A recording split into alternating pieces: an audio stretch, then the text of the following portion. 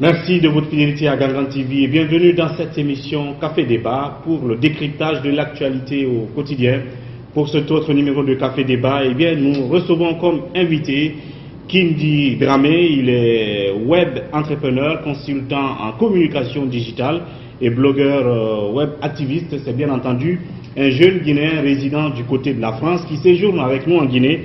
On décide de lui donner la parole aujourd'hui pour qu'il intervienne sur un ensemble de sujets, notamment l'entrepreneuriat jeune, le sujet lié au blogging et le rôle du blogueur dans la société, et puis l'engagement citoyen et tout autre sujet d'actualité. Avec lui, on en parlera au cours de cette émission Café Débat. Kindi, bienvenue dans cette émission Café Débat. Merci de votre invitation. Merci surtout de la disponibilité et puis voilà, bonne arrivée, on va dire comme ça, pour le petit séjour à Conakry. D'abord, première des choses, quel constat vous faites en tant que jeune ressortissant et vivant en France, en tant que jeune blogueur, activiste en même temps sur l'actualité du pays, plan politique, social et tout. Qu'est-ce qui vous a tapé tout de suite? Alors, je sais que la Guinée elle est vaste, il y a pas mal de compétences dans ce pays, mais il y a une sorte de crispation dans ce pays. Je remarque qu'il y a une crispation au niveau politique, parce que c'est ce qu'il faut le dire. Avant de venir, j'ai appris que l'opposition voudrait organiser de nouvelles manifestations. J'ai même assisté à la Maison de la Presse, à la conférence sur ça. Bien entendu. Et je pense que voilà, on peut trouver d'autres solutions pour arriver à stabiliser ce pays parce qu'on en a besoin, on vient de sortir. Le premier sujet qui attire ton attention quand tu poses les valises à Conakry, c'est cette crispation de la situation politique, ce blocus. Je suis arrivé pendant le Ramadan, j'ai passé la fête ici, mais ensuite, vu que j'écoute beaucoup les médias, donc voilà, il y a ce sujet-là qui... On constate qu'il y a une crise il y a une sorte politique. De crispation, il y a une sorte de... Voilà, des gens ont envie de se frotter, mais j'espère qu'on n'arrivera pas là-bas. Et puis on fera en sorte qu'il y ait une sorte de stabilité pour un moment, et à travers le dialogue, on arrivera à stabiliser le pays. D'ailleurs, le dialogue, on va en parler puisque le ministre de la Justice, Cheikh Sako, a profité la semaine passée pour annoncer la reprise prochaine de notre cadre de dialogue. Nous en parlerons. Mais le premier sujet que j'ai mentionné tout à l'heure, l'entrepreneuriat jeune, c'est un concept qui est, on va dire, ces derniers temps, au sein de tous les cadres de formation, de renforcement de capacité des jeunes, le concept entrepreneuriat jeune. Mais en fait, qu'est-ce que vous pensez de ce concept, surtout pour ce groupe de jeunes qui se trouvent du côté de la diaspora, qui ne sont pas forcément disposés à rentrer au pays et puis à travailler ici? Comment est-ce qu'ils font pour entreprendre des actions afin de peut-être s'en sortir et se rendre utile au pays? Et en même temps, quand tu viens en Guinée, est-ce que tu vois qu'il y a vraiment cette dynamique au sein de la jeunesse guinéenne qui veulent entreprendre, qui veulent initier, qui veulent innover en même temps? Alors là, il y a deux choses. En fait, pour les jeunes Guinéens vivant à l'étranger, supposons prenons la France, il y a beaucoup qui sont là dans le cadre des études et d'autres qui ont terminé, mais vous savez, quand vous partez à l'étranger et que vous n'avez pas de soutien et que vous vivez de vos propres moyens, il va falloir travailler et en même temps aller à l'école. Donc c'est souvent très très compliqué, et parce que le loyer il est cher et la vie est chère. Absolument. Donc et il n'y a pas de cadeau. Et pas du tout. Donc si vous ne payez pas votre loyer, vous vous retrouvez dehors. Ça c'est comme ça se passe. Et l'autre constat, c'est que vous devez aller à l'école. Vous avez 20 heures. Quand on vous donne, en tant qu'étudiant, vous devez travailler que 20 heures par semaine pour pouvoir subvenir à vos besoins. Mais si vous n'avez pas de l'aide, vous allez dans des difficultés. Souvent, certains étudiants aillent jusqu'à ne plus valider pendant des années. Donc ils se retrouvent avec un problème au niveau des préfectures parce qu'ils n'ont plus de papier, parce qu'ils sont obligés de travailler et en même temps aller à l'école. Donc c'est conditionné. Soit vous faites vos études, vous avez la moyenne, vous passez, sinon on ne vous renouvelle pas vos documents. Donc il y a ce problème-là qui arrive, mais parmi certains, la majorité je dirais, se battent jusqu'à ce qu'ils arrivent à avoir leur diplôme et travailler en même temps et aider aussi dans la même occasion les parents vivant ici en Guinée. Pour l'entrepreneuriat des jeunes là-bas, Il y a certains qui se battent pour créer des petites boîtes. Ils sont auto-entrepreneurs. Il y a un statut qu'ils ont créé il y a quelques années qui te permet de travailler, de créer une petite boîte à toi et de bosser. Mais l'entrepreneuriat de la Guinée, la liaison entre la Guinée et la France par exemple, je ne connais pas beaucoup de monde. Je sais qu'il y en a, mais pour les jeunes, ceux qui sont à l'université supposons, je ne connais pas des grandes boîtes, je ne connais pas trop de boîtes. Mais en Guinée, bon, des boîtes créées par des étudiants ou par des Guinéens de l'étranger, de la diaspora. Moi, je suis en France, j'essaie de voir comment contribuer à mon modeste niveau, comment contribuer pour aider la jeunesse, pour aider les jeunes ici. Donc je suis en train d'investir dans le secteur de tout ce qui est web, des sites web d'information. J'essaie de financer certains sites et j'en cherche même à contribuer dans certaines boîtes pour que ça puisse évoluer. Donc ici, l'entrepreneuriat en Guinée, il manque encore un petit peu cette culture-là, surtout au niveau des jeunes, parce qu'il y a une sorte de fatalisme. Les jeunes ils disent bon, on peut plus, il n'y a pas d'argent, il n'y a pas de travail, même si on va à l'école, on n'essaie pas. On attend tout du gouvernement, c'est-à-dire que c'est le gouvernement qui doit créer toutes les opportunités et qui doit nous les faire saisir, c'est-à-dire c'est le gouvernement qui doit créer tous les emplois dont les jeunes ont besoin. Mais en même temps, le concept d'entrepreneuriat veut qu'on se départisse peut-être de cette dépendance-là du gouvernement central, à se dire il y a forcément quelque chose que je peux créer. Est-ce que c'est comme ça que vous concevez le mot entrepreneuriat? Surtout du côté de la France, où il y a des multitudes de services, si vous voulez, d'entreprises qui offrent des services. Bien sûr. Ben vous devez aussi penser à quelque chose que vous pouvez créer, qui puisse faire la différence. Et c'est ça que vous appelez de l'entrepreneuriat et de vous apporter en retour du bénéfice. Il faut avoir de l'initiative partout. D'abord, pour être un bon entrepreneur, il faut réfléchir aux problématiques. Supposons que moi, si je suis à Matoto, je dois savoir ce qui se passe ici, dans la localité où je suis, ou bien dans le secteur où je suis. Je dois chercher simplement une chose. Quels sont les problèmes des gens et comment les solutionner.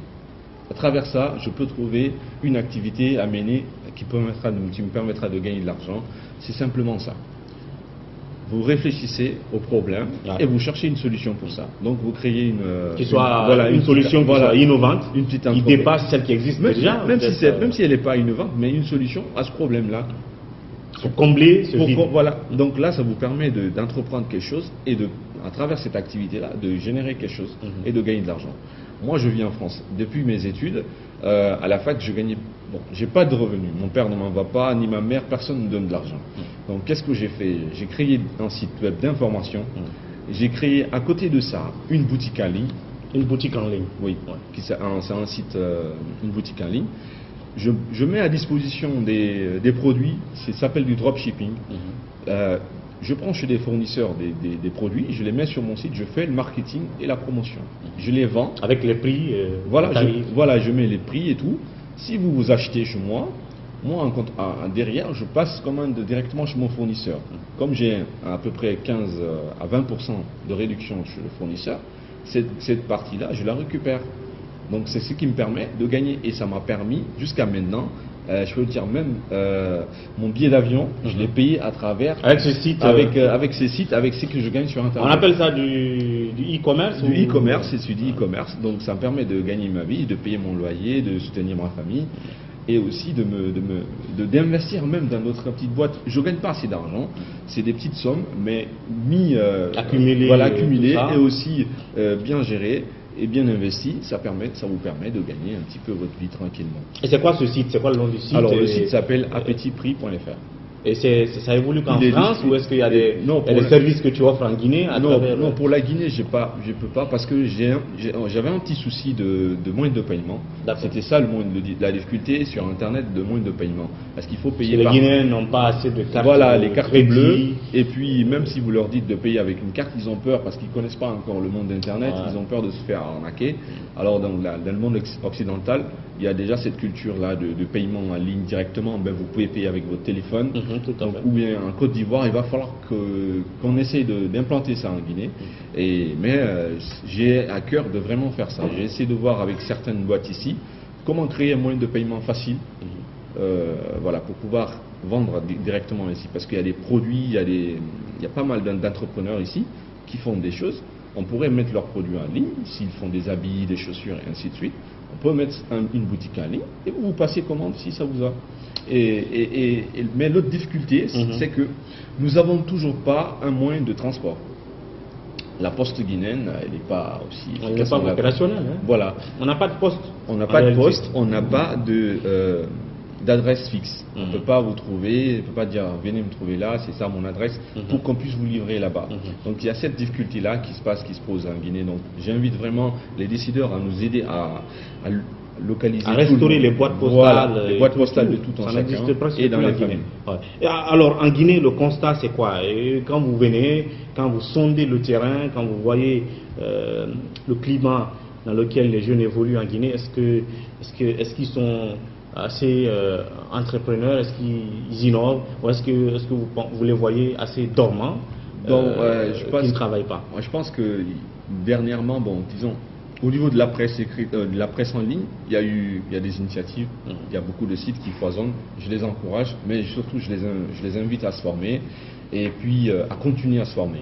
Donc pour la majorité des jeunes en Guinée, bon, je dirais qu'il y a encore toujours ce petit problème d'épanouissement.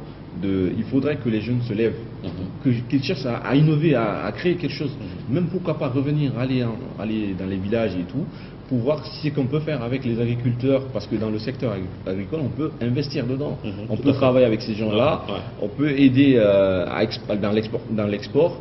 Il y a pas mal de choses qu'on peut faire en Guinée. Ce pays, il est riche aussi des personnes. Donc ces gens-là, je les invite toujours à aller se former. C'est pas parce que vous avez votre diplôme à l'université que vous allez arrêter d'étudier. Toujours, il va falloir se former pour pouvoir innover. C'est dans la formation qu'on peut retrouver des choses qu'on peut faire. Tout à fait. Donc, il faut avoir de l'initiative, ne pas simplement aller se mettre dans le commerce informel, là, parce que c'est quelque chose, bon, je ne dirais pas qui n'a pas assez d'avenir, mais à la longue, ça va être difficile d'évoluer dedans. Parce qu'avec les réglementations qui vont venir, les taxes et autres, il va falloir payer, à un moment, il va falloir payer des taxes, il faut que l'État gagne quelque chose dedans. Mais en même temps, c'est quand les jeunes sortent d'université et qu'ils pensent que l'État n'a pas de boulot à leur offrir, eh bien, ils vont tous s'installer soit à Madina ou soit à la casse ou ce qu'ils font d'autres choses dans le secteur informel. Et en mettant justement le diplôme dans le tiroir. C'est un peu le flou, c'est logique. C'est très dommage, moi je dirais. L'État aussi doit réfléchir à la formation. Il faut qu'on cherche les secteurs dans lesquels on pourrait former des gens. Moi j'invite vraiment à ce qu'on forme. Une certaine adéquation entre les formations dans les universités et l'offre sur le marché de l'emploi. Parce que si on formait plus de gens au niveau ingénieur web et tout, ça peut être rentable pour la Guinée. Et aussi dans le secteur de l'agriculture, franchement c'est un secteur très très très demandé actuellement. Dans le monde, c'est très très sollicité parce que si vous voulez avoir une certaine indépendance, il va falloir que vous produisiez assez pour vous déjà et après pouvoir exporter. À partir du moment où vous vous nourrissez avec vos produits intérieurs et qu'on importe moins, l'économie du pays va avancer. Notamment. Et puis on pourra trouver du boulot pour tout le monde. Et j'invite vraiment ceux qui ont les moyens dans le commerce, les commerçants je dirais, que ceux dans l'État s'il peut faciliter certains crédits pour que les jeunes puissent créer leur boîte, de le faire et de ne pas rester simplement sur des promesses. Mais avant qu'on ne parle justement de cet autre concept, notamment le blogging, en un mot, pour finir avec le concept d'entrepreneuriat jeune et tout, dans l'ensemble, comment est-ce que les jeunes guinéens du côté de la France, peut-être un peu dans l'ensemble, dans l'espace Union européenne, comment est-ce qu'ils se débrouillent? Est-ce qu'ils s'en sortent comme les jeunes ressortissants des autres pays? Est-ce qu'ils sont plus vus? Est-ce qu'ils créent davantage? Est-ce qu'ils sont plus insérés dans le monde du business, notamment en France, plus que d'autres jeunes? Oui, en France, les jeunes sont... bon, il y a beaucoup qui vont dans la politique, qui font des débats, mais les entrepreneurs, il y en a pas mal. Il y a certains qui essaient de créer leur boîte. Des jeunes Guinéens? Des jeunes Guinéens, des étudiants qui se débrouillent. Par exemple, moi, j'ai une cinquantaine de sites dans différents secteurs. J'ai même un site qui fait dans la location des bureaux. Qui marche en France. Et qui marche en France. Donc, qui permet de gagner. Par exemple, vous avez des locaux. Et si vous ne les utilisez pas tout le temps, vous pouvez les mettre en disposition sur ce site-là et d'autres personnes peuvent le louer. Donc en passant, si vous le louez, vous louez ce bureau-là, il y a une commission qui est réversée au site. Donc c'est-à-dire à moi. Moi, j'essaie d'être intermédiaire, donc j'essaie de créer toujours ces petites boîtes-là en ligne, tout ce qui est web, j'essaie de m'investir dessus. Et il y a pas mal d'autres jeunes qui sont dessus, je ne vais pas leur faire de la promo, mais il y a pas mal de jeunes Guinéens qui se battent pour ça, pour réussir. Parce qu'il faut savoir qu'on ne peut pas nous amener de l'argent de la Guinée, on n'a pas les moyens, parce que déjà, le loyer, ça coûte 600, 700 euros, ça c'est en moyenne, ça c'est dans le nord, supposons, à Paris, c'est minimum 800 euros à 1000 euros le mois. Donc ça c'est quelque chose de 10 millions, on ne peut pas vous l'envoyer ça. L'économie du pays ne peut pas, donc le fonctionnaire guinéen n'est pas assez payé pour pouvoir envoyer 10 millions par mois à un jeune, donc il va falloir se débrouiller, travailler un peu et pouvoir se sortir d'affaires. Mais ceux qui ont les petits moins, parce que vous savez, investir 5 millions, c'est-à-dire 500 euros ou 400 euros dans une boîte en Guinée, c'est mieux que d'attendre d'avoir des milliards pour pouvoir venir. Tout à fait. Moi, c'est ce que je fais, donc j'essaie de voir toute boîte quand je trouve qu'il y a quelque chose qui peut marcher, en ligne ou c'est dans la presse écrite. Bon, j'essaie d'investir dans la presse parce que je suis passionné de ce monde-là. Donc, je peux envoyer de l'argent à ces gens-là, ou bien je peux créer des sites, ou bien je peux créer un journal pour pouvoir soutenir ces gens-là. Donc j'essaie d'investir dans ce secteur-là, donc j'invite tous mes amis de la France ou du monde entier d'investir dans des différents secteurs. En tout cas, qui les passionnent beaucoup, voilà, qui les passionnent, qu'ils maîtrisent notamment. Voilà, qui pourront aider. Et donc voilà. Alors, parlons du blogging. Ça, on va dire, c'est un domaine qui vous passionne encore assez. Oui. Vous êtes blogueur et je l'ai dit tout à l'heure, vous êtes entrepreneur, consultant en communication digitale et blogueur web activiste. Qu'est-ce que ça veut dire le web activiste en un mot pour la compréhension des téléspectateurs? Alors le web activisme, c'est-à-dire c'est toute personne qui va sur Internet défendre des causes. Supposons que moi, si par exemple je suis contre la peine de mort, je vais chercher à faire parler de ça. Juste une petite parenthèse, moi en tant que web activiste, j'ai mené une lutte avec certains camarades pour l'obtention des pièces d'identité et des passeports. Et récemment avec avec mes camarades, on a pu bousculer un petit peu le gouvernement, les décideurs, à ce qu'ils reprennent cela. Donc on a passé à travers les réseaux sociaux, que ce soit Facebook ou Twitter, et dans la presse, dans tout le monde de la presse, à parler de cette affaire-là. Et on a reporté cette lutte-là sur Internet. Donc cette action-là, c'est ce qu'on appelle du web activisme. Tout ce qui est mis en place sur Internet. Donc vous pouvez être activiste, vous pouvez soutenir ce que vous voulez sur Internet. Voilà, et pourvu que la cause soit bonne et que vous aidez à ce que... Qu'elle soit bonne ou pas, on peut vous appeler web activiste parce que vous faites votre lutte sur Internet. Vous pouvez rester de chez vous ou bien via votre téléphone et essayer de défendre des causes. Soutenir cela parce que en parler, essayer de créer le débat, c'est ce qu'on appelle du web activisme. C'est-à-dire, c'est différent de la manifestation de rue. Voilà. Comme on le voit actuellement ici en Guinée ou ailleurs, même en France. On peut créer, par exemple, on peut changer les mentalités, on peut changer les situations dans ce pays en simplement influençant l'État, le gouvernement. À travers le web. À travers le web. Parce que si vous faites des campagnes de communication sur Internet et que là c'est le monde entier qui le voit, donc le simple fait d'être vu, donc nos décideurs quand ils savent que la jeunesse elle est consciente, la jeunesse elle est là, elle dénonce les problèmes qui se passent dans ce pays-là sur Internet. On fait des vidéos, on fait des photos, on partage sur Internet des écrits, on essaie de dénoncer à travers ces moyens-là. Le monde entier va nous observer et la communauté internationale va nous observer et cela va pousser nos décideurs à prendre des décisions et aussi à se bouger. Parce que dans le cadre des pièces d'identité, l'ambassade de France qui refuse les pièces d'identité faites après fin 2014, ça c'est pas acceptable pour un État. C'est un dysfonctionnement vraiment pas du tout acceptable. On peut pas nous dire que oui, on va vous faire des pièces d'identité biométriques, mais en attendant, vous attendez comme ça, sans carte d'identité, sans rien du tout. On s'est dit. Donc face à cette situation comme ça, les blogueurs, ils lancent des concepts, des hashtags. Voilà, on est lanceur d'alerte et pour pouvoir fédérer tout le monde, on crée un petit mot qui pourra accompagner toute cette communication pour qu'elle soit efficace. Donc l'exemple, par exemple, des cartes d'identité, à un moment donné, il n'y en avait pas, on ne délivrait pas des cartes d'identité dans les commissariats en Guinée. Et donc, l'Ablogui a lancé cette campagne sur le web, notamment droit à l'identité. Et sur ce, j'ai même reçu sur ce plateau le président de Ablogui, qui est l'association guinéenne des blogueurs. Et à côté de ça, il y a aussi l'association féminine, je crois, des blogueuses guinéennes.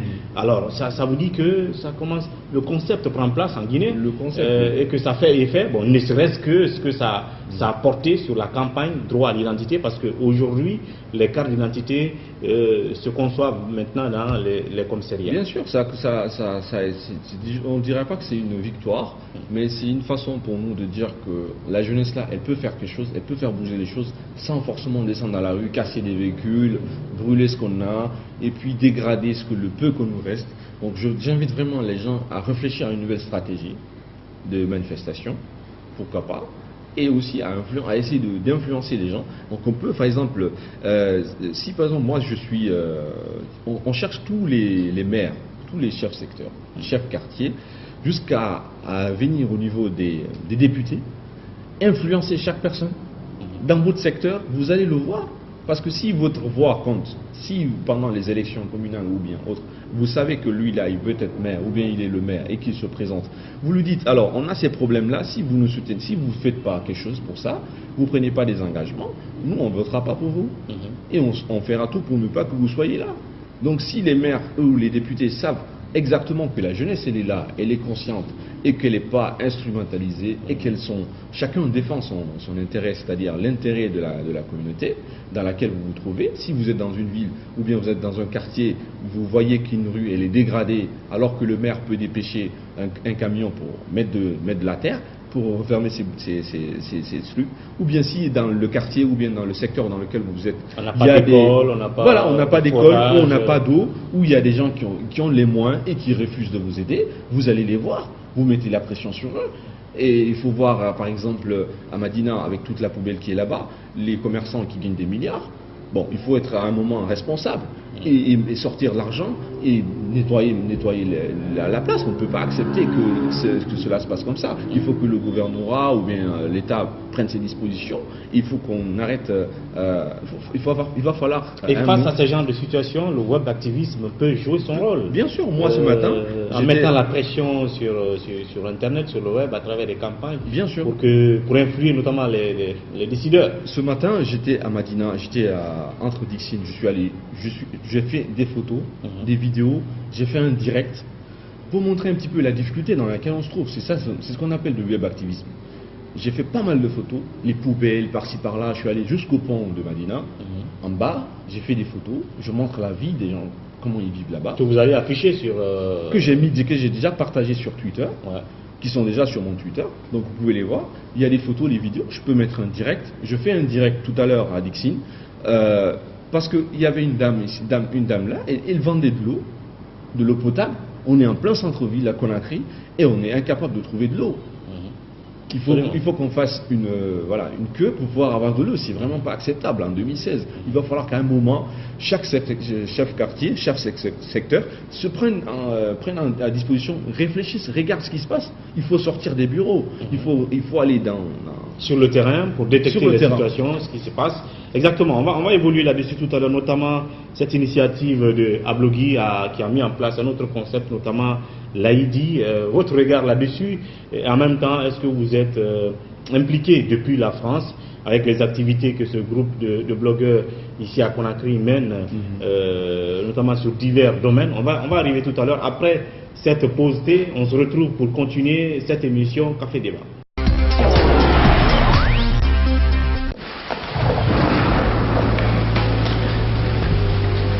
Il existe des choses qui nous donnent la force et l'audace d'aller au-delà de notre imagination. Le thé Akbar.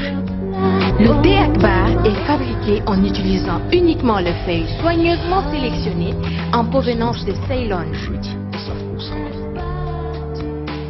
La qualité du thé Akbar a été évaluée selon les normes les plus strictes par des experts en dégustation qui se sont appuyés sur près d'un siècle d'expertise dans ce domaine. Premier producteur de thé, vous pouvez faire confiance à la famille Akbar pour vous garantir votre santé. seule la meilleure tasse de thé peut vous procurer de la fraîcheur. Thé Akbar, le leader mondial.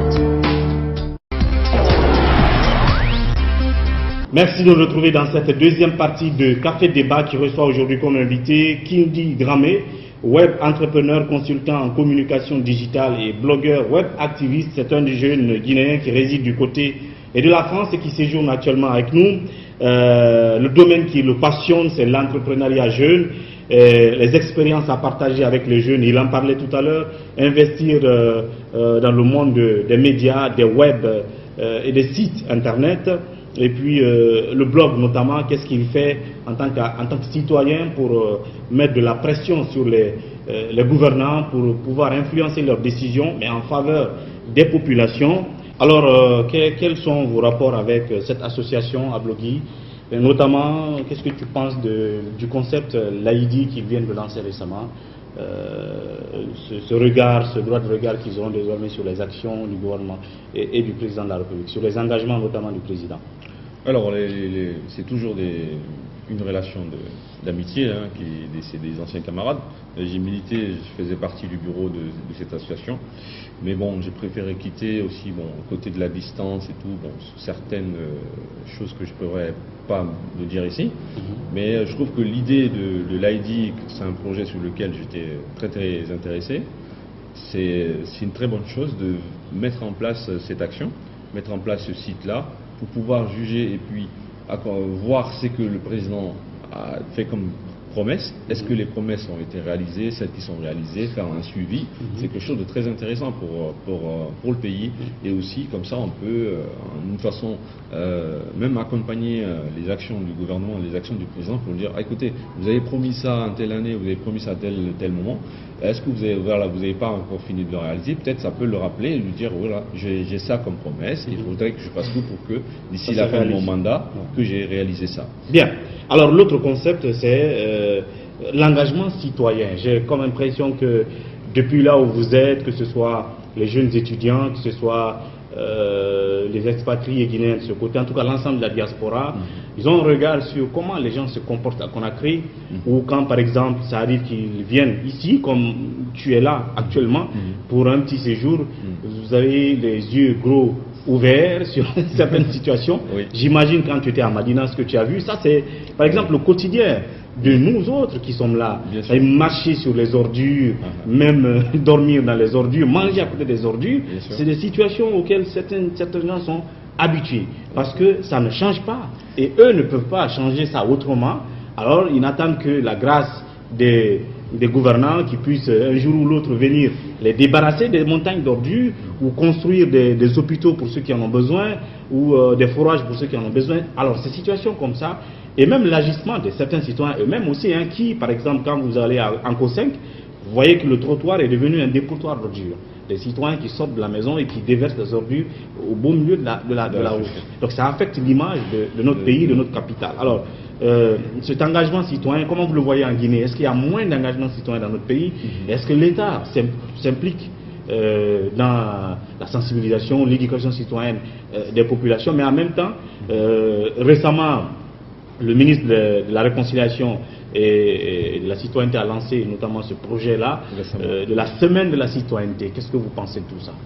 C'est une très très bonne chose. Moi, j'encourage vraiment toute personne à s'engager pour son pays. Et le fait de dire qu'on attend tout de l'État, c'est pas. Je pense que ça, c'est vraiment c'est quelque chose de choquant. Donc, qu'est-ce que vous entendez par engagement, engagement citoyen? Quand vous quittez la Guinée, par exemple, vous faites 15 ans, vous faites 10 ans, vous faites 5 ans, même vous faites 6 mois avant de venir. Quand vous revenez, vous êtes toujours choqué. La première des choses qui vous choque déjà, c'est le climat, l'environnement, l'atmosphère. L'atmosphère est lourde parce qu'il y a trop de pollution dans ce pays. Il y a trop de pollution à Conakry. Il y a trop de vieux véhicules, de très très gros véhicules, et puis qui polluent, qui roulent sur l'autoroute avec une fumée derrière. Ces véhicules-là doivent être tout simplement immobilisés et mis à la poubelle. Hélas. Ça, il faut le faire. Il faudrait que l'État accepte, parce que sinon la santé de la population ça va se jouer. Si la population n'est pas en bonne santé, l'environnement ne peut pas être bon, on ne peut pas travailler. Il faudrait aussi faciliter aussi l'accès de la ville des gens qui vont revenir, pourquoi ne pas décentraliser, mettre certains secteurs vers la banlieue? Pourquoi forcément il faut tout le monde, on passe tous par la même porte et on revient par la même porte? Dans un grand pays, on ne peut pas accepter ça. Il faut que l'État accepte, il faut que le gouvernement accepte de décentraliser certaines choses en banlieue. Ça, c'est un constat un peu choquant. Quand tu vas à Madina, la poubelle qui est là, on peut, n'attendez pas, ne dites pas qu'ils attendent que l'État vienne. Bien sûr, ils attendent, parce qu'ils sont habitués à ça. Maintenant, à ton propre niveau, en tant que citoyen, tu peux changer les choses. Parce que si tu prends ta poubelle, si tu fais par exemple une poubelle, quand tu fais des épluches, tu peux faire un compost. Au lieu de prendre tout et de devoir jeter, tu peux faire un petit compost chez toi, ça te fait de l'engrais, et tu peux le mettre chez toi. Mais au lieu de prendre toujours tout ce que tu fais et tu jettes comme ça dans la rue, parce que tu te dis, ouais, l'État va ramasser, l'État est là-bas, ils vont te laisser dans cette merde-là, donc il va falloir que chaque personne accepte minimum soit de se faire une petite poubelle, même avec l'eau, les sachets d'eau qui sont jetés dans la ville, c'est surtout ce qui dégrade la ville. Il faudrait à un moment que le ministère de l'Environnement réfléchisse à comment... Donc le constat que tu fais en venant à Conakry, c'est qu'il y a moins d'engagement citoyen. Je dirais que les citoyens ont baissé les bras et certains font exprès de nous mettre encore plus dans la difficulté. Parce qu'en fait, si vous prenez vos poubelles, vous les jetez dans la rue, vous buvez un sachet d'eau, vous le jetez comme ça, vous buvez une canette, vous la jetez dans la rue, ça c'est vraiment pas être citoyen, c'est pas être un bon citoyen. Quel que soit l'effort de l'État, ça pourra jamais marcher. Soyons clairs. Parce que on peut quand même, chacun peut créer une petite poubelle chez lui. Quand tu finis, tu mets là-bas, après tu te débrouilles pour pouvoir la jeter. Ou bien tu payes ton abonnement. L'abonnement coûte entre 15 000, deux fois 5 000, deux fois 35 000. Avec les petites PME, voilà. Même si derrière il y a des problèmes maintenant, forcément avec l'État, où est-ce que ces entrepreneurs, ces PME doivent déverser ces ordures, la question des décharges publiques, tout ça relève notamment des autorités. Alors pour terminer cette émission, finalement, la question politique, depuis là où vous êtes habituellement, le regard sur ce qui se passe en Guinée politiquement, ce déchirement du tissu social dû notamment aux divergences politiques, votre regard, votre lecture de tout ça en 1 minute 30 secondes avant qu'on termine. Alors j'invite tout le monde à mieux communiquer, à ne pas laisser que n'importe qui puisse aller parler au nom de tel parti politique, que les responsables des partis politiques, les leaders politiques, qu'ils essayent d'être plus responsables dans leur communication, et surtout que le gouvernement fasse en sorte que toute action qu'ils vont mettre en place, qu'elle soit bien connue, essayez de communiquer, parler, faites des communiqués, il y a la RTJ, il y a tous les médias, envoyez des communiqués, publiez, parlez, faites connaître vos actions pour qu'on puisse savoir ce qui est fait, ce qui n'est pas fait et comment on va faire. Que ce soit pour les partis politiques, essayez dans vos discussions, dans vos lectures, dans la chose que vous faites, de chercher toujours à rassembler le pays, parce que c'est ensemble qu'on peut gagner, c'est ensemble qu'on peut faire sortir ce pays-là dans des difficultés. Voilà tout ce qu'il y avait à dire au compte de cette émission Café Débat, qui avait donc pour invité Kindi Dramé notamment, comme je l'ai dit, qui est web entrepreneur et consultant en communication digitale et blogueur web activiste. Donc merci d'être passé dans cette émission Kindi, à très bientôt. Je vous remercie. Pour un autre numéro. Merci beaucoup. Merci infiniment, merci vraiment.